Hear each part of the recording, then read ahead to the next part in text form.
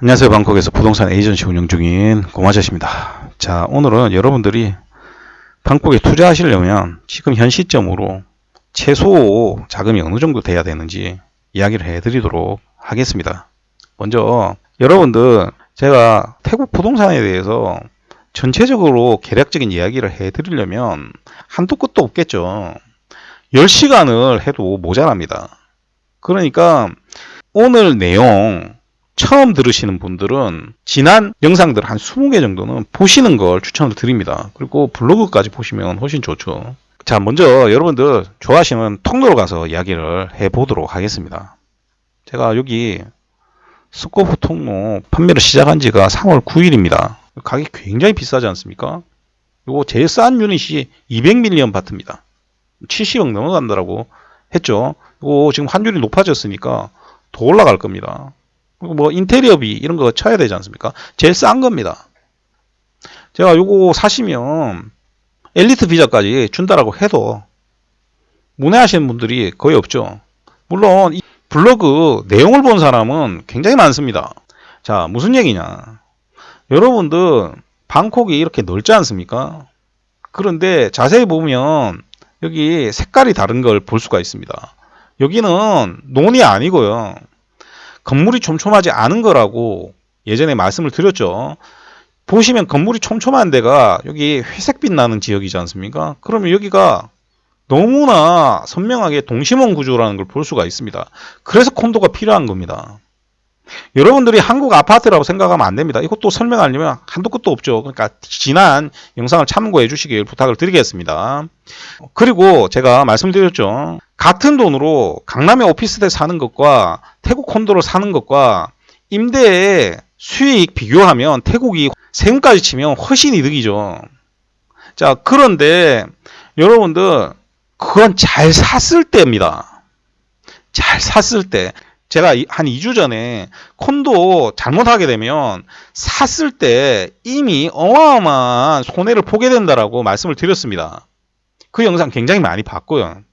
자, 그러면 제가 지금부터 말씀드리는 건 그런 부분이 하나도 없는 거. 그러니까 예를 들어서 제가 모든 걸 다 확인했을 때 사도 전혀 문제가 없는 그런 콘도다라고 생각을 하고 이야기를 하도록 하겠습니다. 자, 그러면 단순하게 여러분들 굉장히 좋아하는 통로라고 합시다.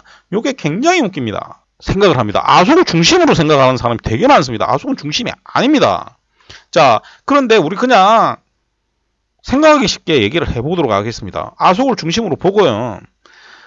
이쪽이 시암, 실롬 지역이지 않습니까? 그러면 이 시암하고 실롬, 이쪽 통로 에까마이, 프롬퐁, 이쪽 지역하고 비교해보면 이쪽이 훨씬 시내입니다. 그러면 가격이 같다. 그리고 모든 조건도 같다라고 합시다. 그러면 이쪽에 있는 콘도가 하나 있고 이쪽에 있는 콘도가 하나가 있다. 그랬을 때 어디 살 거냐 물어보면 한국 사람들 10명 중에 9명 여기 삽니다. 이게 왜 그러냐면 굉장히 잘못된 정보들이 계속해서 들어가 있어서 그렇습니다. 당연히 이쪽이 훨씬 더 시내니까 임대를 받아도 이쪽이 훨씬 더 쉬울 수도 있습니다. 물론 그건 개별 콘도마다 다 다를 수가 있기 때문에 무조건 여기가 좋고 여기가 나쁘다는 건 아니지만 일반적으로 우리가 봤을 때 얘기를 하는 겁니다.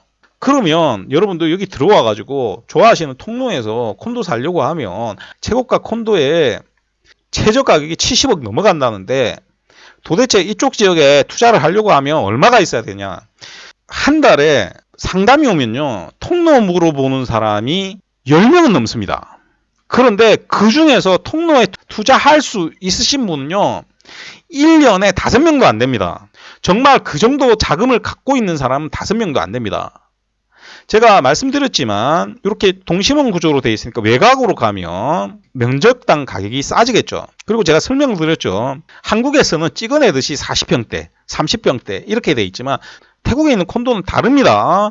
외곽으로 갈수록 소득이 적은 사람들이 살기 때문에 당연히 필요 면적이 적어지고요. 중심부로 와서 비싼 지역으로 갈수록 필요 면적이 넓어집니다. 그러니까 비싼 지역에 가면 투베드룸 이상 넓은 콘도가 필요하게 되는 거고요. 원베드룸처럼 좁은 면적의 콘도는 효용성이 굉장히 떨어지게 되고 그러면 투자성이 굉장히 떨어지게 되는 거죠. 구조에 대해서 얘기하면서 말씀을 드렸죠. 그래서 이거 통로에 있는 콘도입니다만 이렇게 쪼개놓은 콘도 사면 된다라고 했습니까? 안 된다라고 했습니까? 안 된다라고 얘기했죠. 근데 요거 가격 낮추려고 이렇게 만들어 놓은 겁니다. 면적당 가격이 비싸니까. 그러면 실제로 통로에 내가 투자를 하겠다라고 하면 여러분들 기본적으로 면적을 100스퀘어미터로 봐야 됩니다. 그러면 통로에서 1제곱미터당 가격의 기본이 30만 밭입니다. 30만 밭 작은 겁니다. 거의 제일 싸다고 보면 30만 밭 보시면 됩니다. 그러면 30만 밭으로 100스퀘어미터 하면 30밀리언 바트입니다. 30밀리언 바트면 거의 12억입니다. 거기다 인테리어 비용, 이전 비용 다 쳐보십시오. 통로 찾으시지만 실제로 통로에 투자하실 분들이 거의 없는 겁니다. 그런데 앞에도 뭐라고 했습니까? 여러분들 중에서 3, 4억으로 통로 물어보면 저처럼 그 투자를 못합니다 라고 하는 사람이 있겠습니까? 없겠습니까? 잘 없겠죠. 그러니까 어떤 거 삽니까? 통로가 아닌데 통로인 콘도, 아까처럼 쪼개놓은 콘도, 오래된 콘도, 이런 거 사게 되는 겁니다. 한국적인 시선으로 보면 여기 같은 지역이라고 착각을 하기 때문이에요. 이것도 제가 설명을 드렸죠. 그래서 다시 말씀드립니다만 10억 이하의 자금으로 통로에 콘도 사실 생각은 아예 안 하시는 게 좋습니다. 그러면 여러분들 통로, 프롬퐁 역 주변 못 사는 겁니다. 그리고 에까마이 가지 않습니까? 에까마이는 투베드룸이 70에서 80 보시면 됩니다. 그러면 7억 다 넘어간다라고 보셔야 됩니다. 그러면 정말 또 여러분들이 투자 많이 하는 지역으로 가봅시다. 빨랑까오지 않습니까? 자, 그러면 빨랑까오에 제가 마지막으로 팔았던 때가 거의 4년 전입니다. 그때 제가 원베드룸을 2억 이하로 팔았습니다. 그런데 지금 그 정도 가격으로 분양을 하고 있냐? 훨씬 가격이 비쌉니다. 그리고 제가 여기 4년 전에 팔고 지금까지 안 판 이유도 한번 설명을 드렸죠. 왜? 가격 체계가 전부 다 잘못되어 있기 때문에 제가 여기 있는 콘도는 팔 수가 없습니다 라고 말씀드렸습니다. 자, 그런데 그런 콘도가 아니라 실제로 가격 체계가 문제가 없는 콘도가 나왔다라고 합시다. 그렇다 하더라도 지금 분양하고 있는 분양가를 우리가 감안을 하면 2억 이하의 콘도가 나올 수가 없습니다. 거의 2억 5천 이하의 콘도도 있을까 말까 합니다. 그런데 투베드룸이라고 하면요. 이쪽 지역은 투베드룸이 지금 한 60스퀘어미터 정도 기준으로 보면 됩니다. 17만 밭 기준으로 잡으면요. 거의 4억 나옵니다. 자, 그러면 여기서 또 멀어져야 된다는 얘기가 나오죠. 그럼 여러분들 묻는 게 그런 겁니다. 여기 안 됩니다. 그러면 온누수는 어떻습니까? 원래 온누시 여기보다 비쌉니다. 자, 그러면 온누스에서 또 멀어져야 되는 겁니다. 그러면 여러분들한테 하나 물어보겠습니다. 여기 보시면 트루 디지털 파크 있죠. 그러면 여기 프로본사 안에 쇼핑몰도 있고요. 여기 콘도도 지어져 있고 여기 지금 또 쇼핑몰 짓고 있죠. 자, 그러면 여기 지금 콘도가 있지 않습니까? 요거 사도 된다고 했습니까? 사면 안 된다라고 했습니까? 사면 안 된다라고 했죠. 왜 사면 안 됩니까? 외국인 쿼터와 태국인 쿼터의 가격 차이가 크다라고 말씀을 드렸고 잘못하면 큰일 난다라고도 말씀을 드렸습니다. 그런데 만약에 이 지역 내에 새로운 콘도가 만들어진다라고 합시다. 지금은 없지만 새로운 콘도가 만들어진다라고 가정을 하고 가격대가 아마도 원베드룸 기준으로 하면 2억 이내로 충분히 살 수 있을 겁니다. 자, 그러면 여러분들한테 여기에 콘도 2억 이내로 살 수 있는 콘도가 나왔다라고 말씀을 드리면 얼마나 사겠습니까? 여기가 아속인데 얼마나 사겠습니까? 지금 없지만 앞으로 나온다라고 가정을 하면 뭐 앞으로 나올 계획도 있는지도 모르겠습니다만 자, 더 싼 데로 가봅시다. 여기 보시면 이 람살리인데 여러분들 알지도 못하는 지역입니다. 자, 여기 보면 전철역 하나 있죠? 그 다음에 여기 이런 것들 있죠. 이거 전철역입니다. 지하철이 들어갑니다. 더블 역세권이 되죠. 예전에 이쪽 지역에 제가 한번 판 적이 있습니다. 그때 원베드룸 1억을 안 했습니다.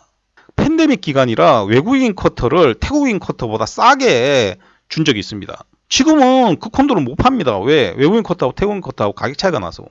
그러면 이 지역에 1억 이하로 투자할 수 있는 콘도가 있었다. 몇 명이나 사겠습니까?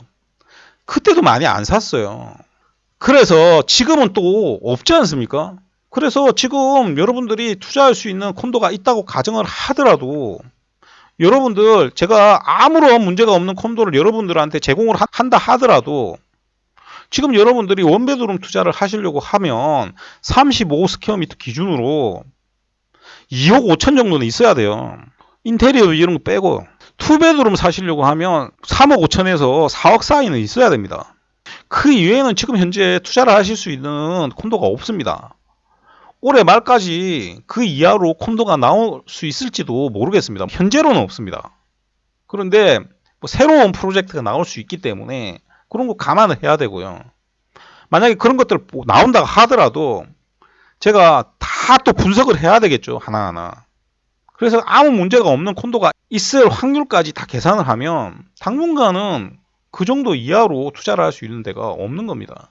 만약에 그렇게 해갖고 나온다라고 한들 제가 올리겠습니다만 여러분들이 투자를 하시려고 하면 정말 여러분들이 아는 지식으로 접근을 하시면 안 돼요. 그러면 못 사는 겁니다. 이런 지역에 나오고 다른 지역에 나오게 되면 나 잘 모르는 지역이니까 못 사는 거예요.